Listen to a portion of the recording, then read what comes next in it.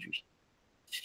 Voilà, bonsoir tout le monde, bienvenue dans cette quatrième soutenance du jour.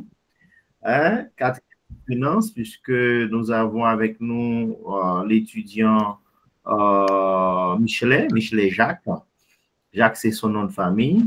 Il va nous présenter ses travaux portés sur le sujet suivant: expulsion des ressortissants haïtiens par la République dominicaine, menace ou opportunité pour Haïti. Il a été, en tout cas, il va bien nous expliquer, hein. Et puis, en termes d'encadrement, c'est bien M. Jean-Wilson Pierre qui a été son directeur de mémoire. Alors, Jacques, oui, tu as 10 minutes maximum pour nous faire comprendre, en tout cas, nous faire ressortir les éléments les fondamentaux de tes recherches. À toi. 10 minutes maximum.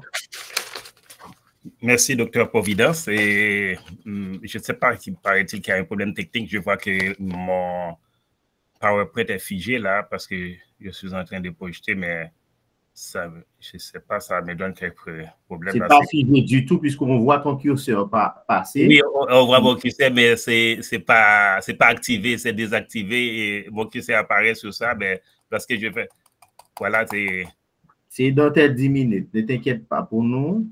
Bon, donc, voilà, je vais reprendre le partage, je vais voir ce qui est arrivé, je vais reprendre le partage. Toujours dans tes 10 minutes, tu fais comme tu veux. Tu dois cliquer sur la première page et ensuite avec. Voilà, ça c'est la fenêtre, ça c'est ça. L'horloge tourne, voilà. Je fais le. Attends, bon. C'est toujours, ça donne toujours des problèmes là. Non, ça ne donne pas de problème. Tu n'as pas activé. Il faut passer en mode présentation. Oui, docteur, lorsque je fais ça, tu vois, et vous avez vu, voilà, ça ne monte pas. Pourtant, c'était bon tout à l'heure là, c'était vraiment bon. Mais... Soit le Dieu ou le diable, de toute façon. Bon, pourtant, c'était bon. C'était toujours bon, dans 10 minutes, tu vois. Il te reste 8 minutes à peu près. Ouais. Monsieur les membres du jury, je me nomme Michelet Jacques et je vous remercie pour l'attention portée à ce mémoire présenté dans le cadre de l'obtention de la licence en sociologie. Excuse-moi, mais la caméra quand même. Oui, la caméra ne fonctionne pas. Toi, le Dieu ou le diable. Bon. Merci. La caméra apparaît là maintenant. Ok, merci. Mais je ne sais pas ce qui est arrivé avec ça.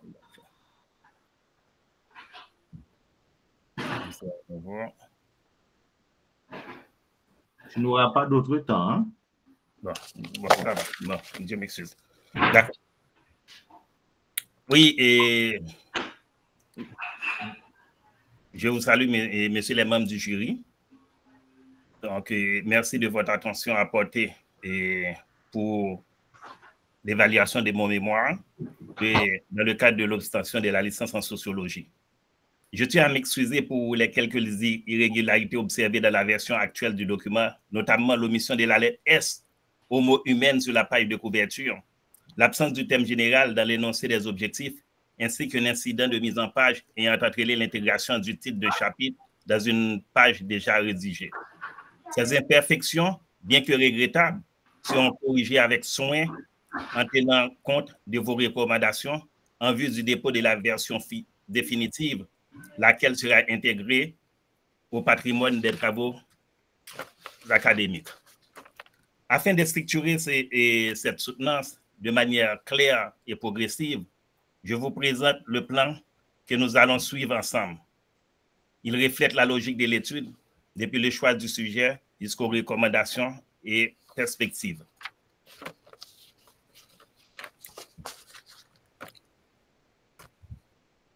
Les migrants internationaux sont devenus l'un des phénomènes les plus marquants de la mondialisation.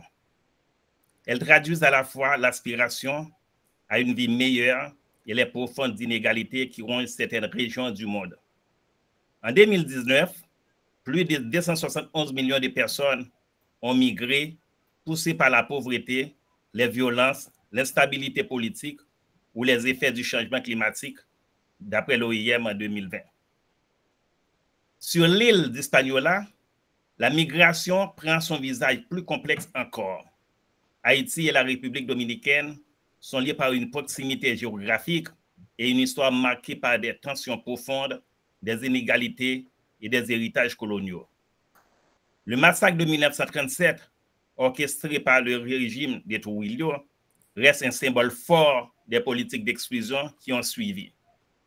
Aujourd'hui, environ 500 000 Haïtiens vivent en République dominicaine dans des conditions souvent précaires. En 2024, plus de 40 000 expulsions ont été recensées, dont 27 000 rien qu'au mois d'octobre. Ce flux soudain vers Haïti, déjà confronté à l'instabilité politique, à l'insécurité et à la pauvreté endémique, soulève des enjeux les plus larges qu'un simple débat migratoire. Ces expulsions massives dévoilent une toile d'enjeux imbriqués, la justice sociale, la souveraineté nationale, solidarité régionale et résilience institutionnelle. C'est dans ces contextes brûlants que s'inscrit notre analyse. Cette recherche part d'une interrogation majeure autour des effets des expulsions haïtiano-dominicaines. La question centrale qui guide l'ensemble de cette démarche est la suivante. Les expulsions des ressortissants haïtiens par la République dominicaine constituent-elles une menace pour Haïti ou peuvent-elles, dans certaines conditions, devenir un levier d'opportunité pour repenser ces politiques de migration, de développement et d'intégration socio-économique? Pour y répondre, cette étude poursuit un objectif général qui est d'examiner les expulsions à travers une lecture multidimensionnelle, juridique, sociale et économique, afin d'en comprendre la répercussion sur Haïti et d'identifier les leviers pouvant transformer cette crise en opportunité de réforme et de développement. De cet objectif général s'écoulent 3 objectifs spécifiques. Il s'agit de déterminer les mécanismes institutionnels, politiques et sécuritaires liés aux pratiques d'expulsion. Analyser les effets sur la réinsertion des personnes expulsées et sur les capacités de réponse des institutions haïtiennes. Identifier les stratégies pour renforcer la souveraineté migratoire, transfert de la diaspora, politique, réinsertion durable, dialogue bilatéral. Pour conduire cette recherche, nous avons retenu une approche qualitative permettant d'explorer en profondeur les expériences migratoires et les mécanismes institutionnels liés aux expulsions. La triangulation des données a été essentielle pour garantir la robustesse des résultats. Elle repose sur 3 techniques de collecte complémentaires. D'abord, les entretiens semi-directifs menés auprès des personnes expulsées.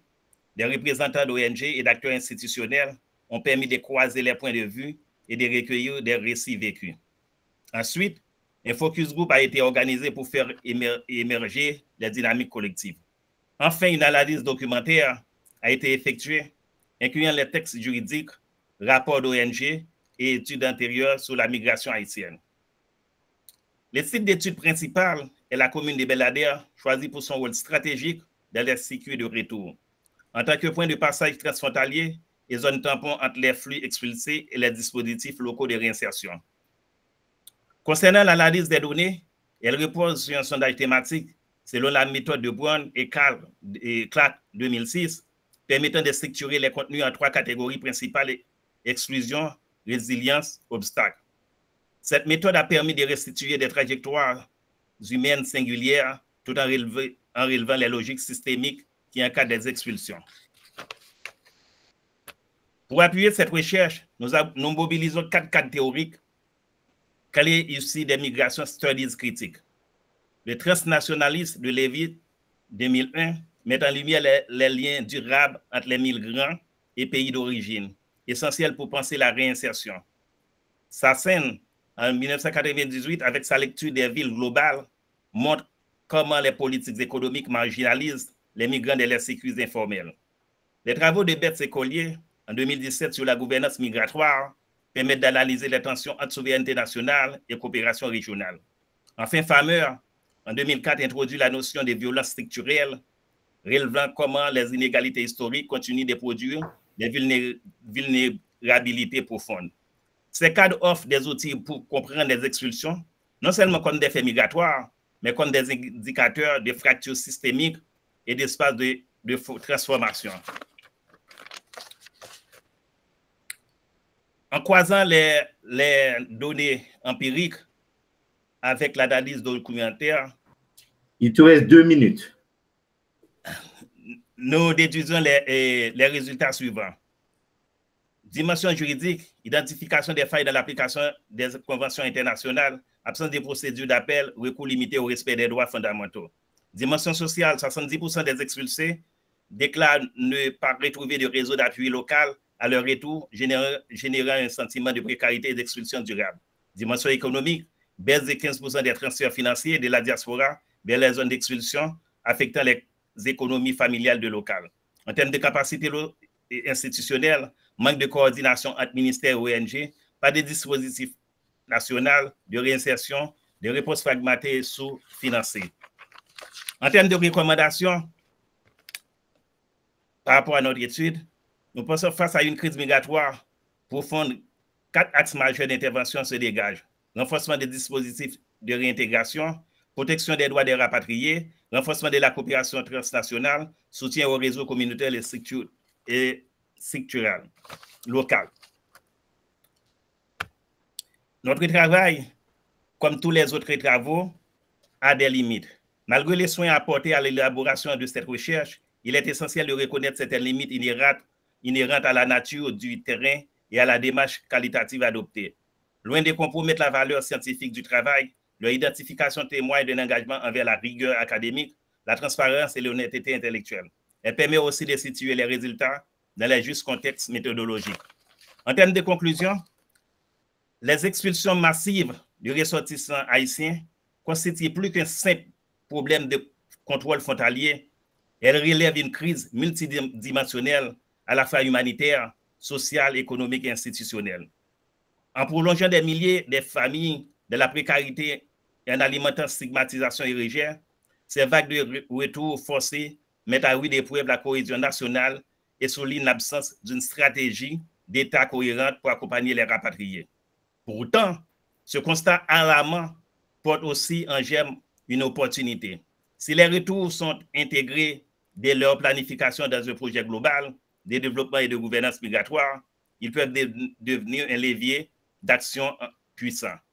En transformant la crise en moteur de réinsertion durable, en renforçant la participation citoyenne et en consolidant les réseaux transnationaux, Haïti peut non seulement atténuer l'impact des expulsions, mais aussi rebâtir ses institutions sur des bases plus inclusives et résilientes. La vraie question n'est donc pas tant de savoir comment limiter le phénomène, mais comment tirer parti de chaque rapatrié comme acteur potentiel de reconstruction, artisan des programmes de formation, initiateur d'initiatives économiques locales, ambassadeur de la nouvelle élan national. Merci, Jacques. C'est cette approche proactive fondée sur des politiques merci de t'arrêter. Jacques, de métamorphoser la menace d'un projet. Merci de t'arrêter puisque tu as consommé l'heure qui était qu'on t'avait accordée. Et là, et sans plus tarder, on va passer vraiment à l'évaluation, puisque je rappelle pour tout le monde, hein, et quand on parle de soutenance, la soutenance est également évaluée. C'est pour ça que ce n'est pas un jeu. On regarde la capacité de chacun à respecter les limites fixées et à vraiment défendre. Donc voilà. Alors, sans plus tarder, on passe la parole au rapporteur, voilà, ça marche maintenant. docteur Judas-Marie Semrat. Voilà. Merci, Monsieur le Président.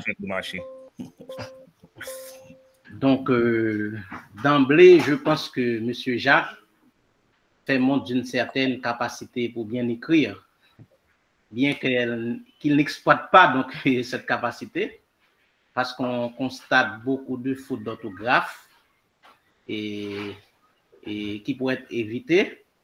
Beaucoup de fautes de grammaire, donc et sémantique et dans le texte. Et par exemple, dès le remerciement, les fautes se font remarquer. Donc, dès le commencement même du texte. En plus, beaucoup de mots manquants et lors du commencement de certaines phrases. Et ainsi, je pense une relecture très sérieuse du texte s'avère nécessaire. Donc, parce que M. Jacques, et comme je viens de le dire, montre qu'il peut bien écrire. Donc, en ce sens, il doit donc corriger donc, les nombreuses fautes remarquées donc, dans le texte. M. Jacques doit également éviter des titres génériques au chapitre, comme par exemple cadre théorique, conceptuel et contextuel. Donc, il faut essayer normalement de dénommer donc, les chapitres, mais ces titres génériques, à mon avis, ne sont pas donc, acceptables. En plus, vous n'avez pas mis dans la table des matières les pages. Donc, ce qui fait, à mon avis, ce n'est pas une table des matières. Donc, sur ce, M. Jacques doit essayer de la générer de manière automatique. Et normalement, donc, il y a des tutoriels donc, sur Google qui peut l'aider normalement à réaliser donc, une table de matière donc, automatique. Et ensuite, à plusieurs endroits du texte, les polices ne sont pas homogènes. Donc, il y a des polices différentes. Donc, c'est un texte, normalement, qui n'est pas traité. Donc, je pense que M. Jacques doit normalement traiter donc, le texte. Et il doit visiter donc, presque l'intégralité donc, du texte. Le sujet est assez intéressant, car l'impétrant veut montrer si l'expulsion des ressortissants haïtiens par la République dominicaine constitue une menace ou opportunité pour Haïti. La valeur ajoutée du travail réside dans cet objectif de l'étudiant, puisque la majorité des études effectuées veut comprendre la situation du migrant en terre d'accueil, sans trop abonder sur l'impact de cette expérience vécue du migrant lorsqu'il est expulsé, ou du moins lorsqu'il est de retour dans son pays natal. Si le problème de recherche de l'étudiant est apparu dans le texte, mais il faut améliorer la présentation de la problématique en respectant le canevas de l'IUS particulièrement. Par exemple, vous avez confondu la notion de problématique avec votre question de départ. Normalement, une question de départ, ce n'est pas la problématique d'un travail. Une question de départ, c'est l'axe théorique du travail. Donc, vous devez corriger donc, cette formulation lorsque vous avez annoncé votre question de départ. Vous n'avez pas formulé également d'hypothèse de recherche. J'aimerais savoir pourquoi. Donc, à mon avis, il faut ajouter donc, une hypothèse dans le texte. Je trouve qu'une grande partie du corpus théorique mobilisé, par exemple théorie transnationale et d'autres théories également, donc justice sociale, n'est pas pertinent dans le texte. Donc, vous avez un objectif. L'objectif, c'est de montrer que l'expulsion des Haïtiens donc, venant de la République dominicaine est une menace ou une opportunité. Donc, je ne vois pas la pertinence de cette théorie mobilisée.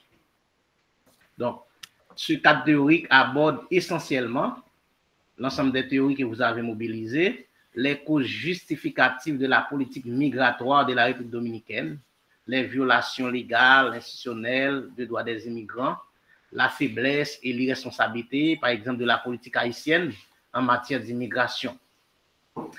Je pense, et à mon avis, qu'il faut mobiliser une littérature sociologique ou socio-économique davantage.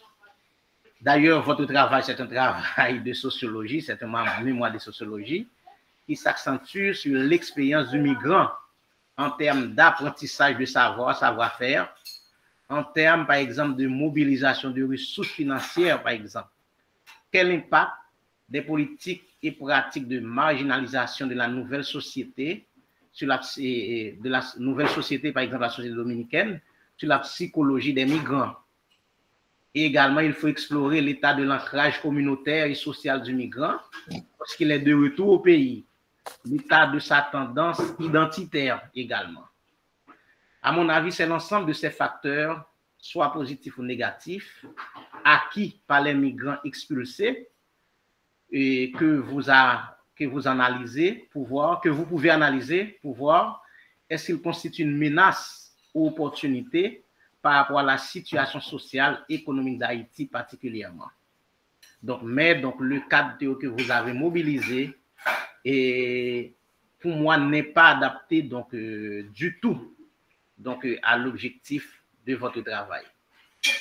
Donc, sur ce, je vous demande de nous expliquer encore les points essentiels du cadre théorique que vous avez mobilisé et comment, d'après vous, il vous aide à opérationnaliser votre cadre de recherche. Je parle de cadre de recherche puisque vous n'avez pas formulé, normalement, vous n'avez pas émis une hypothèse de recherche dans votre travail. Comment votre cadre théorique, donc l'ensemble des théories mobilisées, vous avez dit 4 théories que vous avez mobilisées, pour moi qui est trop. Normalement, il n'y a aucune synthèse, aucune approche critique de ces approches théoriques, mais en quoi ces approches théoriques mobilisées vous permettent d'opérationnaliser votre cadre de recherche. Merci, Monsieur le Président. Merci, Monsieur le rapporteur. J'ai envie d'écouter l'étudiant sur ces questions-là. Tu peux répondre, hein, et Jacques? Ok, je vais répondre. Et pour répondre à cette question, je vais directement dans le texte là, parce que là, vous m'avez dit en quoi cette théorie. Donc, je vais dans les textes, vous m'avez dit que je n'ai pas critiqué les théories, je n'ai pas fait une critique des théories. Je crois que je fais quelque part dans mon texte. Je m'excuse de me rendre dans le texte pour chercher les critiques que j'ai faites. Ah bon? Allô? Mais c'est ton travail pour chercher dans le texte? Ah non. Mais on t'écoute, c'est vraiment une prestation orale. Hein? Oh, okay, je ne te demande pas d'aller dans le texte, nous lire le texte. Okay. Oui. Lorsque je prends les cadres théoriques de Sassen, de Lévite et de Farmer pour répondre et pour analyser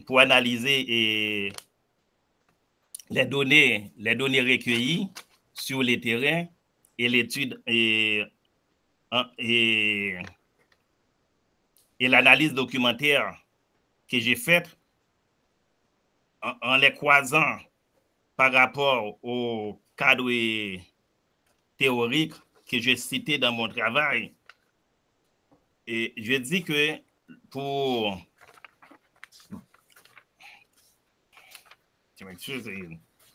Mais c'est ton travail, non? Oui, c'est mon travail. Oui. À travers le transnationalisme,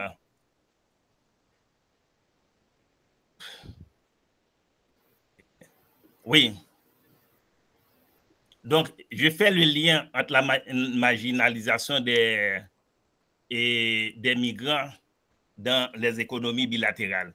Parce que j'ai dit, et quand je prends Sassen, donc, on voit que les transferts qui se font à travers la diaspora, particulièrement de la République dominicaine, une fois que les gens sont expulsés et reviennent au pays d'origine, en Haïti, donc, comme nous avons dit dans les textes, l'analyse montre qu'il y a moins de 15% des transferts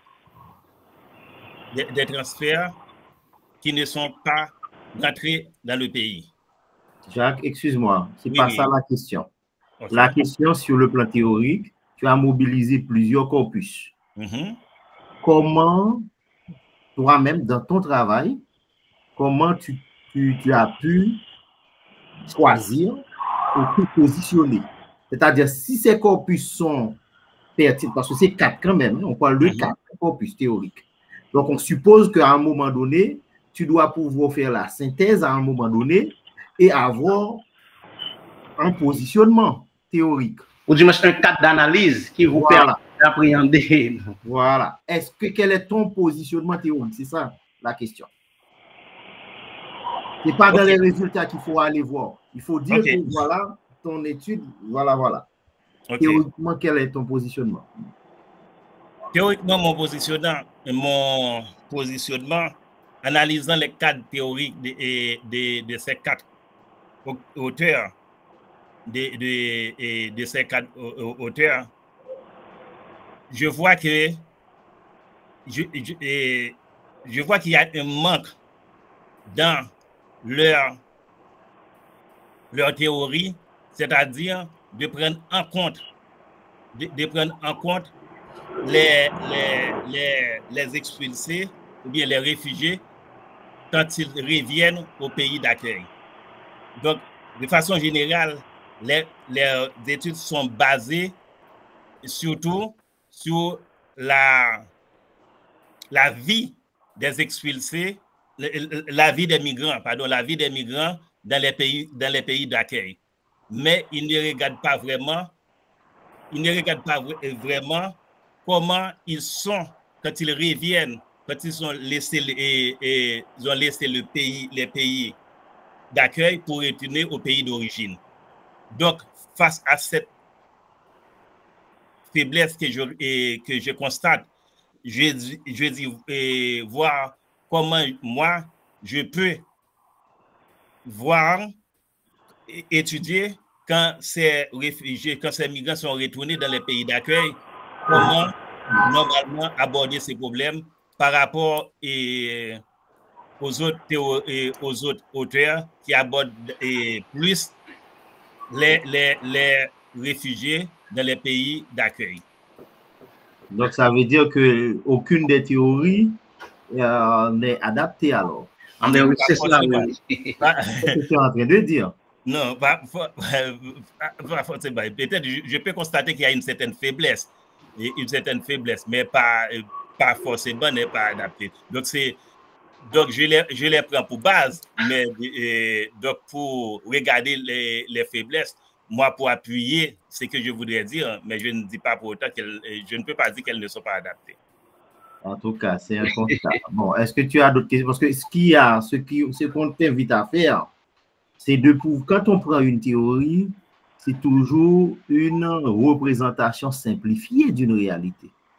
La réalité est toujours bien plus complexe que la théorie. Maintenant, si toi, tu as choisi 1, 2, 3, 4 théories, il faut pouvoir faire une synthèse pour montrer l'importance, parce qu'on ne peut pas mettre une théorie pour la mettre. On a mobilisé une théorie parce qu'on a les moyens de justifier son choix dans le travail. D'accord? Donc, c'est pour ça. Hein, on t'invite avec ton directeur de mémoire à vraiment à revoir pratiquement cette partie-là pour démontrer, parce que quand on fait une recherche, on est dans la démonstration. C'est-à-dire, il faut justifier tout ce qu'on fait. On ne peut pas s'amuser à mettre telle théorie parce que la théorie, selon moi, c'est tout le monde en parle. Non, il faut que ça puisse avoir un impact, un apport de préférence dans le travail. Hein, et donc, on t'invite à revoir ça. Hein, ça manque. D'accord? Voilà. Il y avait d'autres questions, docteur Jude-Marie? Oui, c'est ça. Normalement, les théories mobilisées concernent donc la situation des migrants lorsqu'ils sont en dehors donc, du pays. Et pourtant, toi, donc, tu veux donc évaluer donc est-ce que donc l'expulsion c'est une menace ou une opportunité lorsque les migrants sont de retour au pays. Merci. Donc, les théories mobilisées ne vous donnent pas d'argument pour établir un cadre d'analyse pour bien atteindre votre objectif. Donc, il faut revoir normalement votre corpus théorique. Et puis, il y a d'autres théories que tu pourras mobiliser à ce moment-là. Oui, Hein? Oui. Parce que si on prend tout ce qui touche l'insertion des travailleurs, ou cette question de peut-être même en termes de choix public, hein, comment l'État, à travers un dispositif quelconque, hein, qui serait en place pour accueillir et intégrer ou réinsérer ces migrants-là, hein, ces citoyens qui sont de retour chez eux. Donc, il faut pas non plus, là, c'est plus comment le pays, et je t'inviterai en tout cas, les théories sur tout ce qui touche, pas migration forcément, hein, là. C'est que des gens qui sont de retour et qui doivent être réinsérés, hein, dans l'économie haïtienne, on va dire, de manière globale. Donc, les théories portant sur l'action publique. Je ne veux pas parler de la théorie des compatibilités des choix publics. Hein? Donc, je t'invite à... Parce qu'il y a des théories, et même des théories en contexte haïtien. D'accord? Hein? Et tu sais, tu as entendu parler de cette théorie-là? C'est quelle théorie? Théorie des compatibilités des choix publics? Non, honnêtement, non. Bon, ben, tu dois lire. Et c'est un Haïtien en plus. Okay, c'est un Haïtien qui a fait valider cette théorie. OK. Bon, on t'invite à taper son nom. Si tu veux, je te donne son nom. Merci, docteur. Tu connais mon nom? Votre nom? Oh. Docteur Pomita, c'est ça, et tu vas voir. Okay. En 2022, il y a entre autres cette théorie qui a été proposée. Okay. Je t'invite à voir aussi, puisqu'il n'y a pas que l'État haïtien, puisqu'il y a, tu n'as pas peut-être fait mention, mais quand ça arrive, il y a des ONG, hein, qui sont impliquées. Il y a des ONG, il y a d'autres organismes qui sont impliqués dans l'accueil de ces gens-là. Je ne sais pas en termes d'insertion,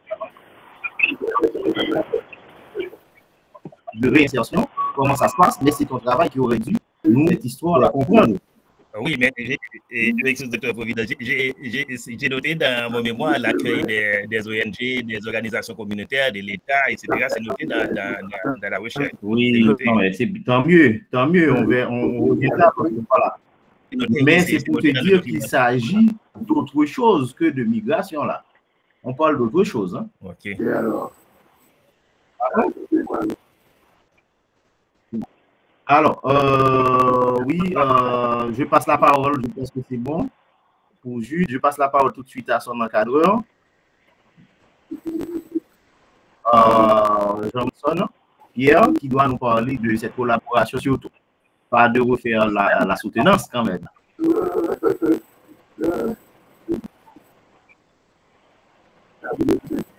Wilson? Merci, Monsieur le Président. Monsieur Jacques, je vous présente toutes mes félicitations, non seulement pour votre esprit de sacrifice, mais aussi pour le choix de ce pertinent sujet. L'expérience de travail que j'ai connue avec vous me permet de dire que c'est très courageux.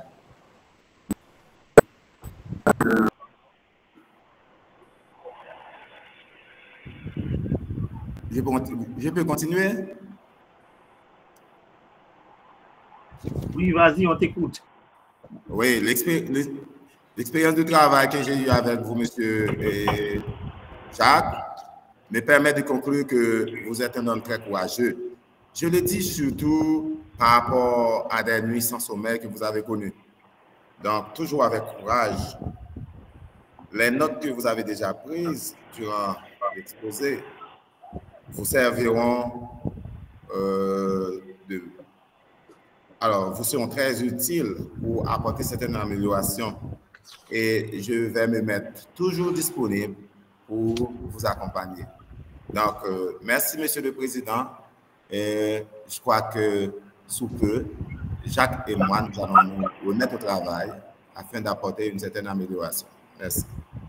Merci. Alors, au fait, je vais faire quelques remarques également, en plus de ce côté théorique, mais il y a le côté empirique. Et en lisant le texte de Jacques, j'ai eu la surprise de ma vie, hein, en allant dans les annexes. Jacques, tu connais ton document, j'espère. Ouais. Tu te rappelles, j'ai vu il y a, je cite pour le grand public, hein, et pour les collègues, annexe, il y a grille 1, d'accord? Entretien avec les migrants haïtiens expulsés. Je vois grille 2, entretien avec un responsable politique dominicain. La question du pourquoi, tu vas tout à l'heure justifier chaque choix, d'accord? Je vois grille 3, entretien avec un travailleur social d'une ONG haïtienne. Bon, tu vas tout à l'heure nous dire pourquoi. Hein? Un individu uniquement, etc. Tu vas dire. Grille 4, questionnaire du focus group avec les expulsés haïtiens. D'accord? Je crois que c'était, voilà, les 4. Bon, moi, je me demandais, est-ce que comment tu as fait pour choisir, hein, chaque individu finalement? Parce que le travailleur social d'une ONG et l'État, et je ne sais pas moi, comment tu as fait, hein, pour choisir ça, et tu as oublié d'interroger un acteur majeur, d'accord? Et même pas, c'est un acteur même qu'on pourrait parler d'acteur pluriel, parce que quand on dit l'État, au plus haut niveau, on suppose qu'il y a ceux qui sont, en tout cas, au niveau gouvernemental, mais il y a également les collectivités territoriales. Et là, d'où ma question. Est-ce que les collectivités territoriales, les mairies qui sont concernées, parce que ça, c'est sur un territoire, si on prend Gantier, mais il y a des autorités locales, hein, et je ne vois pas ces aspects-là. Comment tu peux justifier ça? Mais, Docteur Providence, merci pour la question qui est très pertinente. Mais si vous parcourez en profondeur mon texte, vous allez voir que dans les institutions que j'ai interrogées, il y a l'ONM, l'Office national de la migration, qui s'occupe de la migration, l'institution de l'État haïtien et l'institution de l'État qui est responsable de la question de migration en Haïti. Donc, est-ce que tu l'as fait? Pourquoi dans les grilles, je n'ai pas vu du tout? Je l'ai inclus dans la grille qui fait avec les institutions. Donc, les institutions, donc peut-être je devais décanter l'État de l'institution. Je reprends ce que je vois. D'ailleurs, tu précises en plus un migrant haïtien. Non, si vous me permettez de répondre à cette question, lorsque je dis un migrant haïtien, c'est-à-dire c'est un questionnaire qui est fait pour un migrant, ça ne dit pas pour autant c'est un migrant c'est un migrant et le questionnaire est passé. C'est un questionnaire qui est fait pour un migrant, mais ça ne dit pas pour autant que le questionnaire est passé à un migrant. Mais il y a un problème de langage alors. Parce que si le questionnaire est dédié à des migrants, donc à ce moment-là, tu as un échantillon. Oui, j'ai nous dire comment tu as pu sélectionner, quels sont les critères de choix. Et c'est ça qu'il faut nous expliquer aussi. Dans le texte, il y a ça, Docteur Providence. Dans le texte, on avait même dit qu'on devrait normalement questionner 50 expulsés, 50 migrants, mais dans les 50, on n'a pas pu trouver les 50. On a fait passer nos échantillons, on a pu trouver 30 sur les 50. Donc, c'est dit dans le texte. Hein. C'est dit dans le texte. Donc, si je comprends bien, tu avais en face de toi des migrants, d'accord? Et quelle grille déjà tu as utilisée pour Donc, les interroger? Ok, c'est un questionnaire d'enquête que j'ai envoyé, que j'ai collecté des données par des informateurs que j'ai envoyé pour collecter les données. Donc, vous avez dit... C'est où le questionnaire d'enquête? Oui, où? C'est le questionnaire dédié aux expulsés. Que vous avez dit est un questionnaire que vous avez vu dans les documents. Comme vous dites, c'est annexé à un expulsé, mais c'est bien dit que le questionnaire est fait pour un individu. Mais il n'y a que des questions ouvertes. Que j'ai passé le questionnaire à un individu. Ce n'est pas un questionnaire. Mais bon, ok. Il faut préciser ces choses-là. Okay. Parce que pour que ton travail, je sens bien, puisque tu as fait plusieurs catégories. Dans ton échantillon, certainement, tu as plusieurs catégories. D'accord? Donc, ça veut dire que tu as, j'ai regardé les questions que tu t'es posées, même si, comme ce sont des questions ouvertes, je suppose que tu ne peux pas envoyer ça à quelqu'un. Tu as dû soit avoir cette personne-là en face de toi, soit t'assurer que la personne a un bon niveau, n'est-ce pas? Ce que tu as fait, j'espère. Même si vous avez vu que pour le format, le questionnaire est écrit tel qu'il est écrit, mais quand on interprète, quand on pose des questions, c'est pas comme la question qu'on pose, c'est pas comme c'est écrit qu'on pose la question. On essaie d'expliquer, pas d'expliquer, d'interpréter pour la personne la question. Bon, en tout cas, c'est interdit en tout cas de faire ce genre d'exercice.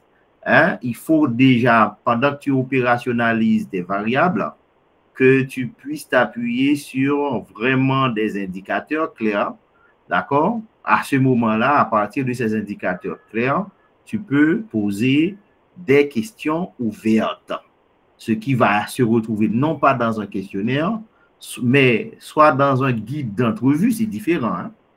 C'est différent, c'est pas la même chose, parce que pour le guide d'entrevue, comme le nom l'indique, eh ben, on ne peut pas envoyer à quelqu'un.